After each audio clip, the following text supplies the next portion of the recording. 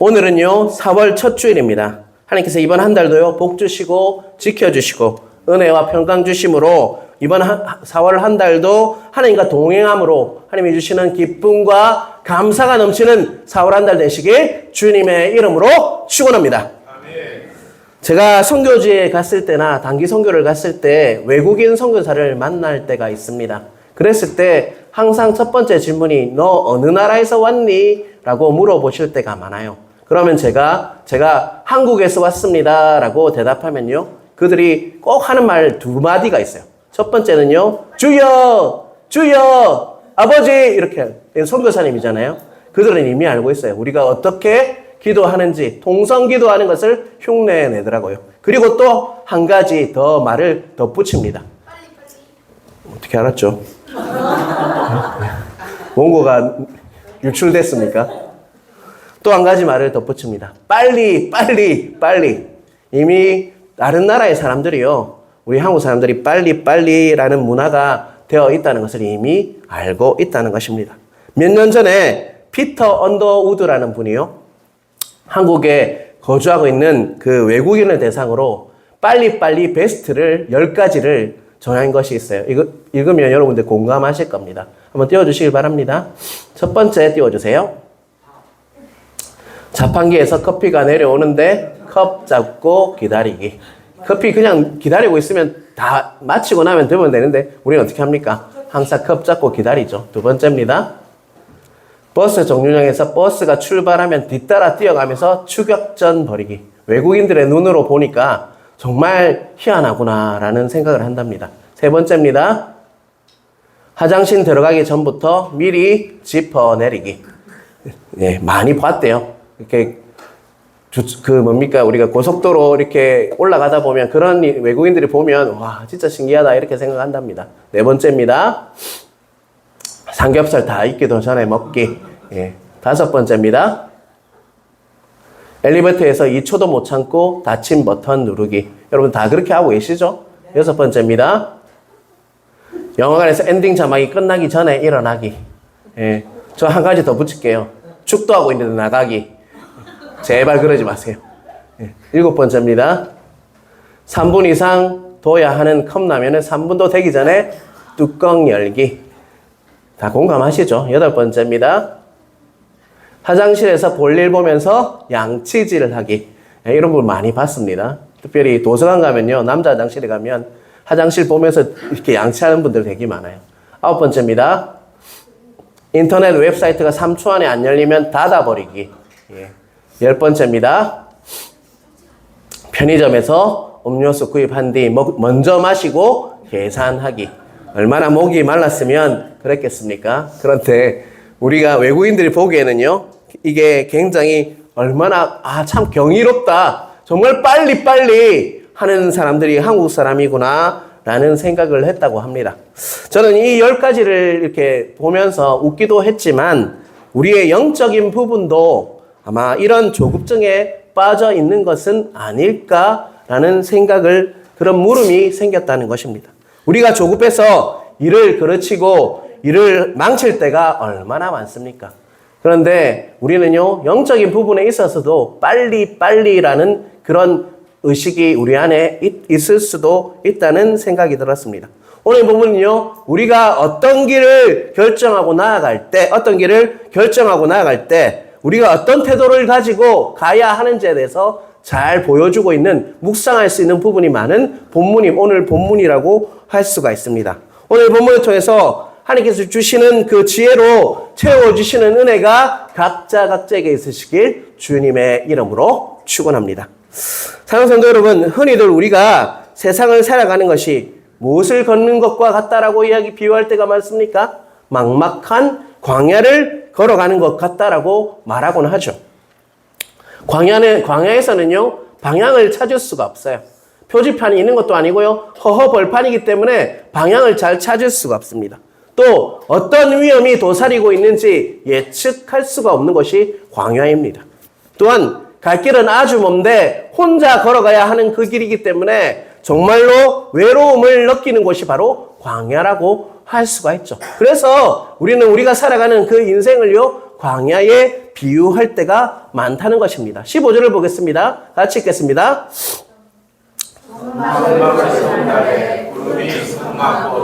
저의 성막을 덮었고 저녁이 되면 성막 위에 불모양 같은 것이 나타나서 아침까지 이르렀으되.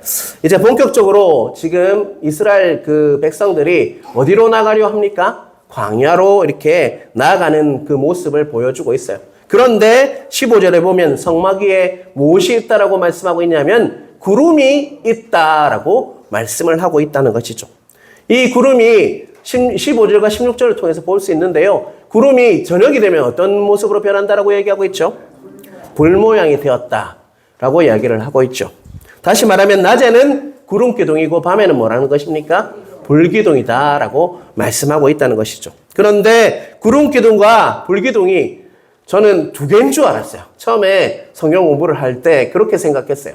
그런데 곰곰이 보면요, 별개의 기둥이 아니고요. 그 구름이 불을 싸고 있는 모양이 바로 그 모양이에요. 그런데 낮에는 왜 보이지 않을까요? 그 불이요? 그렇죠. 햇빛이 워낙 강렬하다 보니까 그 구름만 보이지, 두꺼운 구름만 보이지 안에 있는 뭐가 보이지 않는다는 것입니까? 불꽃이 보이지 않는다는 거예요. 그래서 낮에는 뭐예요? 구름 기둥, 밤에는 불 기둥으로 이렇게 보고 있다는 것입니다. 타는 듯한 뜨거운 태양 아래 있으면요, 우리는 무엇을 이렇게 기대합니까? 그늘을 기대하죠. 하나님께서는요, 구름으로 우리를 이렇게 감싸주시고, 또한 우리는 또 내 마음이 차가울 때가 있죠. 추울 때가 있습니다. 그때는 무엇을 기대합니까? 따뜻한 불꽃, 따뜻한 불 밑에 놓였을 때 우리는 따뜻함을 잊지 않습니까? 그런 따스한 물로 임하셔서 따스한 온기로 이렇게 감싸주시는 그 불기둥, 구름기둥은요, 하나님의 성품을 우리에게 보여주는 것이라고 할 수가 있다는 것입니다. 우리는 강야와 같은 세상 속에서 살다 보면 우리는 마치 목자가 없는 양같이 느껴질 때가 있습니다. 그러할 때 성막 위에 구름으로 임하셔서 우리를 내버려 두는 것이 아니라 우리와 늘 동행하고 있으신 하나님을 경험하시는 은혜가 있게 주님의 이름으로 축원합니다. 17절을 우리 한번 같이 읽어볼까요? 구름이 성막에서 떠오른 때에는 이스라엘 자손이 곧 행진하였고 구름이 머무는 곳에 이스라엘 자손이 진을 쳤으니. 자, 17절을 통해서 이스라엘 백성들이 어떤 삶을 어떻게 이동했다는 것을 우리는 깨달을 수가 있습니까? 철저하게 누구의 인도하심에 따랐습니까? 그렇죠. 구름에 따라 이동했다는 것은 하나님의 그 손길 아래서 항상 이동되었던 것이 바로 이스라엘 백성이었다. 철저하게 그에 따랐다라고 말하고 있죠. 구름이 떠오르면 행진하고요. 구름이 머물면 어떻게 했습니까? 멈췄습니다. 이는 이스라엘 백성들이 자신의 생각과 자신의 판단을 따라 이동했던 것이 아니라요, 바로 철저하게 하나님의 인도하심에 따라서 가라고 하면 가고 멈추라고 하면 멈추는 삶을 살았다는 것입니다. 사랑하는 성도 여러분, 아무리 출애굽 시대라고 할지라도 그 당시 때 과연 사막에서 광야를 이렇게 횡단하는 노하우가 없었을까요? 그 자주 광야를 횡단하는 사람은 분명히 자신만의 노하우가 있었다는 것입니다. 비록 그들은 그 당시 나침반도 없었고 내비게이션도 없었지만 분명히 태양의 위치나 별 모습을 보면서 그들은 동서남을 판단하고 그가 어디로 가야 할지를 결정하고 더울 때는 밤에 이동하고 낮에는 더우니까 쉬었다가 가는 그런 노하우가 있었다는 것입니다. 그것이 훨씬 더 논리적이고 어찌 보면 더 효율적인 방법이었다는 것입니다. 하지만 이스라엘 백성이 어떻게 했다는 것입니까? 이스라엘 백성들은 철저하게 구름이 가라면 구름이 머물면요 어떻게 했습니까? 멈추고 구름이 떠오르면 가는 그런 철저함의 인도하심을 따라서 살았다는 것입니다. 구름을 따라가라, 광야에서 구름을 쫓아가라 라고 하나님께서 분명히 말씀하신 것과 같이 그들은 순종했고요, 철저하게 인도하심을 받는 삶이 이스라엘 백성의 삶이었다는 것입니다. 훨씬 더 논리적이고 더 효율적인 방법이 있는데도 분명히 그들은 구름을 따라 광야를 따라 걸어갔다는 것입니다. 광야는요, 방향도 앞에서도 말씀드렸지만 방향도 찾기 힘들어요. 그리고 또 어떤 위험이 도사리고 있는지 예측할 수가 없는 것입니다. 아무도 도와줄 사람도 없는데요, 하나님께서는 구름 따라 그들에게 가라고 하셨고 이스라엘 백성들은요 그에 따라서 구름이 떠오르면 갔고 멈추면 멈추는 삶을 살아갔다는 것입니다. 이 구름을 따라가는 것을 통해서 과연 하나님께서 백성들에게 가르치려고 했던 신앙의 덕목이 뭐였을까요? 바로 순종이었습니다. 순종을 하나님께서는 그들에게 가르치기를 원했다는 것입니다. 자, 특별히 18절 앞부분에 보면요. 어떤 부분이 있냐면 이스라엘 자손이 여호와의 무엇을 따라요? 명령을 따라 행진하였고라는 말이 나와요. 여기서 여호와의 명령은요.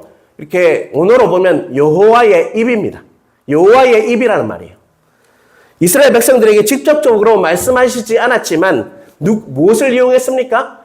구름을 이렇게 매체를 통해서 구름이라는 매체를 통해서 이스라엘 백성에게 명확하게 말씀하셨다는 것입니다. 구름이 가면 가고 구름이 멈추면 멈추고 구름 아래 안식이 있고 구름 아래 평안이 있었다는 것입니다. 혼자서는 결코 가나안 땅을 갈 수가 없지만요. 이정표도 없지만 그리고 또 가본 사람도 없었지만 무엇을 따라가면 되었습니까? 그들의 신앙생활은요. 구름 따라가는 것이 그들의 신앙생활이었다는 것입니다. 분명히 요한계시록 14장 4절 한번 띄워주시기 바라겠습니다. 노란 부분을 한번 읽어볼까요? 어린 양이 어디로 인도하든지 따라가는 자며 라고 예언하고 있죠. 요한계시록 14장 4절에는요. 우리 하나님을 믿는 하나님의 백성의 정체성이 뭐라고 하냐면 어린 양이 어디로 인도하든지 뭐 하는 자라고요? 따라가는 자다라고 말씀을 하고 있다는 것입니다. 이스라엘 백성들이 구름 따라 갔듯이 우리들은요. 하나님의 말씀에 따라서 인도하신 대로 살아가는 것이 우리의 정체성이라는 것을 꼭 기억하시는 여러분 되시길 간절히 바랍니다. 말씀에 순종하면요. 하나님께서 나의 생애를 책임져 주십니다. 다시 한번 말씀드리겠습니다. 말씀에 순종하면요. 하나님께서 나의 생애를 책임져 주십니다. 그것을 믿으시는 은혜가 있길 간절히 바랍니다. 사랑하는 성도 여러분, 말씀을 준비하면서 저는 문득 이런 생각이 떠올랐어요. 오늘 구름 계속적으로 이야기하는데 목사님이 진짜로 뜬구름 잡는 소리를 하고 있네라고 반응하는 사람도 있겠구나. 목사님이 정말 말씀만 보고 목회만 하다 보니까 사무실에만 앉아 있다 보니까 세상이 어째 돌아가는지도 잘 모르고 세상 물정을 몰라서 고생을 안 하다 보니까 정말 몰라서 저런 이야기를 하네. 어떻게 말씀에 순종하면 하나님께서 나의 생애를 다 책임진단 말이냐라고 생각하는 분도 있겠구나라는 생각이 문득 들었습니다, 여러분. 그런 분이 없기를 바랍니다. 하지만 그럴 수도 있을 것 같습니다.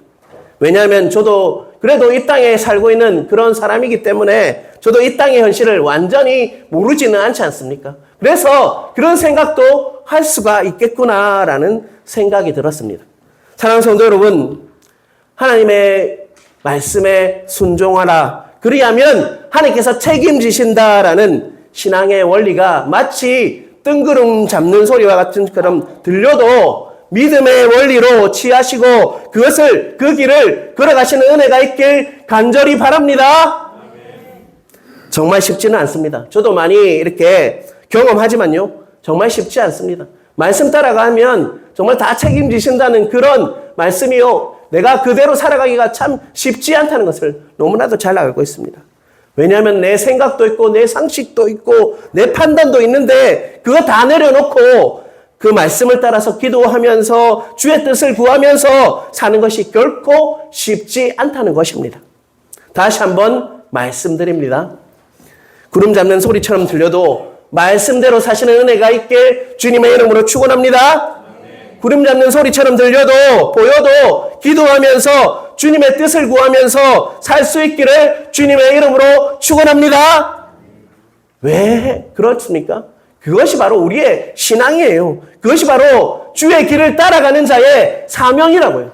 주님의 말씀 따라 사는 것이 우리의 신앙이고 주님의 뜻을 따라가는 것이 그것이 우리의 신앙의 모습이고 그 길이 우리의 소명이라는 것입니다. 이스라엘 백성처럼 철저하게 구름 따라 살아가는 것이 우리 하양주한교회 그런 모든 성도들이 그런 삶을 살아가시는 은혜가 있길 주님의 이름으로 축원합니다.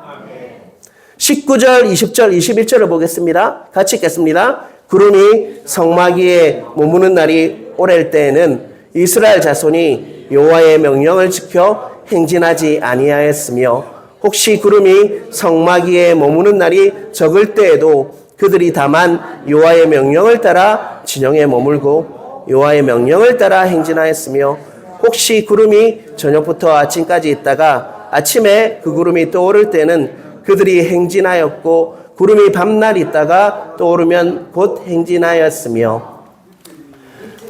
여기까지입니다. 19절부터 20일까지인데요.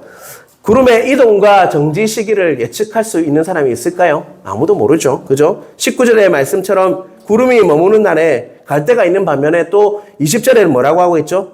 구름이 머무는 날이 짧을 때는 어떻게 한다고 했습니까? 갑자기 갈 때도 있다는 것이죠. 사랑하는 성도 여러분, 짧은 구절로 묘사하고 있어요. 그래서 드러나지 않지만요, 이 구절을 보면요, 우리가 한번 상상을 해봅시다. 엄청난 인원들이 있어요. 이스라엘 백성들이 있습니다. 여러분, 계획도 일정도 없이 그냥 구름만 바라보면서 이동하는 상황을 한번 상상해 보시길 바랍니다. 여러분, 우리가 일상을 살아가고 있어요. 정말 계획과 자신의 생각도 있고 다 있어요. 그런데 구름만 바라보며 사는 것이 과연 쉬운 순종이었을까요? 쉽지 않은 순종이죠. 결코 쉽지 않은 순종이었다는 것입니다. 자신이 보기에는 정말 날씨도 좋고 또 식량도 물도 충분히 준비됐다고 생각하면요, 더욱더 그랬을까요? 그런데 구름이 어떡합니까? 안 가요. 지금 가야 하는데, 떠올라야 하는데 구름이 멈춰져 있어요. 분명히 준비는 다 됐어요. 그런데 구름이 계속 머물러 있어요. 그럼 어떤 갈등이 있을까요? 여러분, 마음이 조급해지죠. 왜냐하면 내 생각대로, 내 계획대로 되지 않기 때문입니다. 또 반대로요, 동시에 이런 마음도 들 수 있습니다. 하나님의 도움이 자꾸 왜 지연되는 거지? 분명히 준비 다 됐는데 왜 하나님은 나를 도우시지 않는 거지? 왜 나를 이토록 방치하지? 하나님은 나를 정말 방치하는 건 아닐까라는 그런 조급함이 올라오고 그런 삶에 이렇게 노출될 수가 있다는 것입니다. 또 반대의 경우를 한번 생각해 봅시다. 내가 느끼고 경험한 바가 있어요. 정말 지금은 머물러야 해요. 바람이 심하게 붑니다. 모래바람이 막 불어와요. 비가 막 내립니다. 그러면 자기의 생각과 경험으로는 어떻게 합니까? 안 가는 게 맞잖아요. 그런데 구름이 두둥 떠올라요. 그러면 어떻게 합니까? 순종함으로 나아가야 한다는 것이죠. 그러면 마음이 어떨 것 같습니까? 마음이 복잡해요. 그리고 뭐가 생길까요? 의심이 생기기 시작해요. 아니, 지금은 갈 때가 아닌데 왜 나보고 가라고 하지? 지금 할 때가 아닌데? 라는 생각이 들 수가 있다는 것입니다. 그래서 믿음과 그 정말 의심 사이에 갈등이 생기기 시작한다는 것입니다. 그러나 그러한 때 우리는요, 더욱더 하나님을 의심하는 것이 아니라 믿음으로 굳건히 서서 변함없이 우리 가운데 함께 하시고 한결같이 우리를 지켜주시고 계시는 하나님을 더욱더 어떻게 해야 됩니까? 신뢰해야 돼. 믿어야 한다는 것입니다. 그러한 은혜를 경험을 해야 돼. 그것을 훈련을 계속 해야 돼. 내 생각과 내 계획이 아니라 그것을 다 버리고 하나님께서 하라고 하시면, 말씀하셨으면 그 말씀에 따라 사는 것이 우리의 신앙생활이라는 것을 꼭 기억하시는 은혜가 있길 주님의 이름으로 축원합니다. 자, 22절, 23절을 제가 읽겠습니다. 이틀이든지 한 달이든지 1년이든지 구름이 성막위에 머물러 있을 동안에는 이스라엘 자손이 진영에 머물고 행진하지 아니하다가 또 오르면 행진하였으니 곧 그들이 여호와의 명령을 따라 진을 치며 여호와의 명령을 따라 행진하고 또 모세를 통하여 이르신 여호와의 명령을 따라 여호와의 직임을 지켰더라. 자, 22절 앞부분에 보면 이틀이든지 한 달이든지 1년이든지 성막위에 머물러 있을 동안에는 이라고 이야기하고 있죠. 자, 그러면 이스라엘 백성들은 어떻게 했습니까? 행진하지 않고 머물러 있었다는 것입니다. 그 기간이 한 달이든지 1년이든지 지속되더라도 한 달이 되면 참을 수 있어요. 그런데 6개월이 되고 1년이 되어도 구름이 그냥 머물러 있으면 어떻게 해야 됩니까? 머물러 있어야 하는 것이 이스라엘 백성이 순종하는 모습이에요. 이스라엘 백성은 진친 자리에서 그 자리를 뭐 해야 됩니까? 지켰다는 것입니다. 사랑하는 성도 여러분, 우리의 신앙의 위기가 언제가 이렇게 우리의 신앙의 위기가 오는 줄 아십니까? 구름이 붕 떠올라서 갈 때는 별로 신앙의 갈등이 생기지 않습니다. 시험이 생기지 않아요. 바로 언제 그런 시험이 드냐면 바로 한 달이든지 1년이든지 기다려야 할 때 우리의 신앙이 시험이 들고 의심이 생기고 하나님을 신뢰하기보다는 자꾸 갈등하게 되어 있다는 것입니다. 사랑하는 성도 여러분, 우리가 살다 보면요, 계속적으로 인내하면서 기다려야 할 때가 반드시 찾아올 때가 있죠. 여러분 그렇죠? 그렇습니까 여러분? 계속적으로 인내하며 기다려야 할 때가 있다는 것입니다.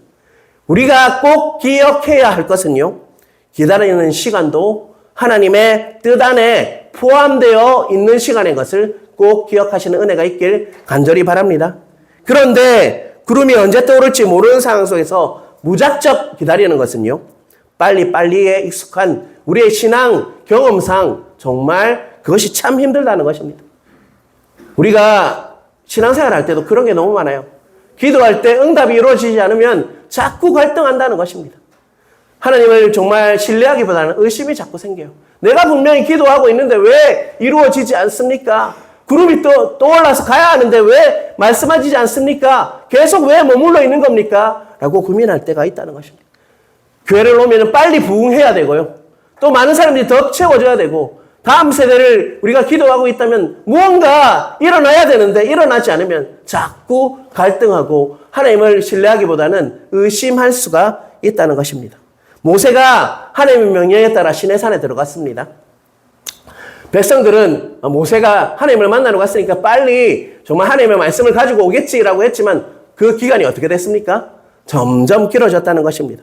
백성들은 모세가 그토록 시내산에 오래 머물 줄 몰랐어요.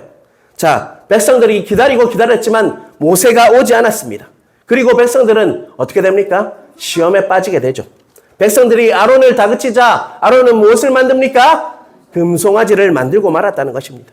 우리에게도 언제 끝날지 모르는 기다림의 연속이 기다리고 있다는 것입니다. 기도하지만 이루어지지 않는 것이 있다는 것입니다. 저도요, 우리 동생을 위해서 계속 기도하고 있습니다. 하지만 계속 딜레이 되고 있어요. 그럴 때 과연 내 기도를 하나님께서 들으시나 이런 생각이 들 때도 있어요.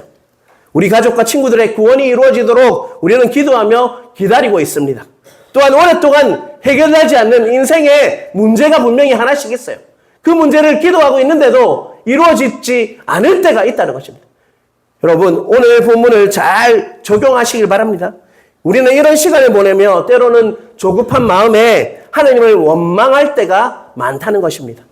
하나님의 합한 사람 다윗도요, 사울이 자꾸 자신을 죽이려고 쫓아오니까 어떻게 탄원했습니까? 정말 하나님이 자신을 외면한다라고 단식하면서 적었던 시가 시편에 많이 나와 있습니다.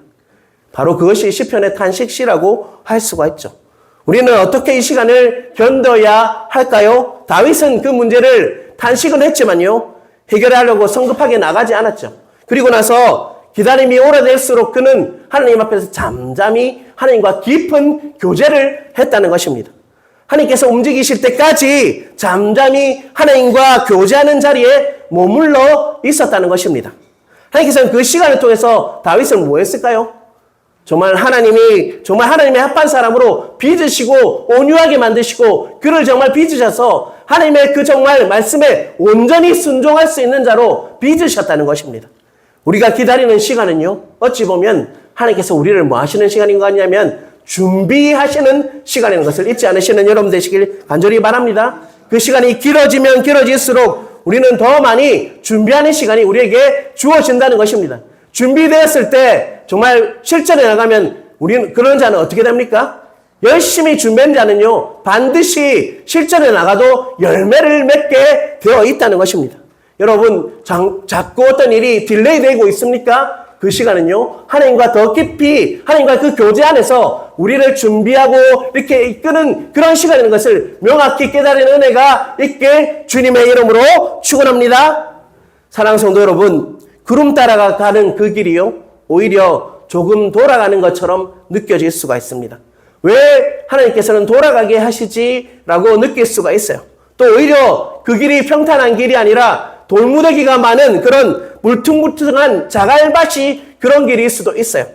그런데 오늘 본문을 통해서 우리에게 명확하고 말씀하시는 것은요, 그런 길이라고 할지라도 하나님께서 우리를 내버려 두는 것이 아니라 우리와 늘 동행하시는 분이 누구라는 것입니까? 하나님 아버지라는 것을 꼭 잊지 않으시는 여러분 되시길 간절히 바랍니다. 저에게는요, 다음 세대를 준비하면서 기도할 때 주시는 말씀이 하나 있어요. 제가 이거 오픈 안 하려고 했는데 말씀 준비하면서 이 말씀을 좀 오픈해야 되겠다는 마음이 듭니다. 자, 이사야 43장 19절 말씀입니다. 보라, 내가 새 일을 행하리니 이제 나타날 것이라. 너희가 그것을 알지 못하겠느냐? 반드시 내가 광야의 길을 사막의 강을 내리니. 여러분, 다음 세대를 세워내는 일은요, 마치 광야의 길을 내는 것이고 사막의 강을 내는 것과 같습니다. 42,000명 있는 청도 땅에 아이들이 어디 있습니까? 나가보면 전혀 없는 것 같습니다. 특별히 하양 땅에는요, 아이들이 더 없는 것 같습니다. 그런데 저는 믿습니다. 하나님께서 나에게 구름을 가라고 했던 그런 메시지가 있었다면 하나님의 그 약속처럼 하나님께서 반드시 응답하셔서 그 약속을 지킬 것을 믿습니다. 우리가 가는 길이 어쩌보면 둘러가는 길이고 어쩌보면 정말 자갈바 같은 그런 험난한 길일지도 모릅니다. 하지만 저는 믿습니다. 하나님께서 반드시 그 약속을 지키시는 약속의 하나님이심을 믿습니다. 우리가 정말 하는 일이 광야의 길을 내고 사막의 길을 내는 길이기 때문에 어렵습니다. 하지만 하나님께서 못할 일이 있겠습니까, 여러분? 그것을 신뢰하시는 은혜가 있길 간절히 바랍니다. 여러분에게 적용할 때도요, 이거 진짜 내가 이루어지겠나 하는 일이 있을 수 있습니다. 하지만 하나님께서는요, 광야의 길을 내시고 사막의 강을 내시는 유일하신 분이라는 것을 믿으시는 은혜가 있길 주님의 이름으로 축원합니다. 정말 각자의 가정과 그리고 개인과 그리고 우리 교회 위에 이 말씀을 취함으로 내가 새 일을 행하리니 이제 나타날 것이라. 너희가 그것을 알지 못하겠느냐? 반드시 내가 광야의 길을 사막의 강을 내리니를 믿으시는 은혜가 각자에게 있으시길 주님의 이름으로 축원합니다. 그 길이 평탄한 길이 아니고 울퉁불퉁한 자갈길이어도 하나님께서 함께 하시기에 두렵지 않다는 고백이 우리 모두의 고백이 되시길 주님의 이름으로 축원합니다.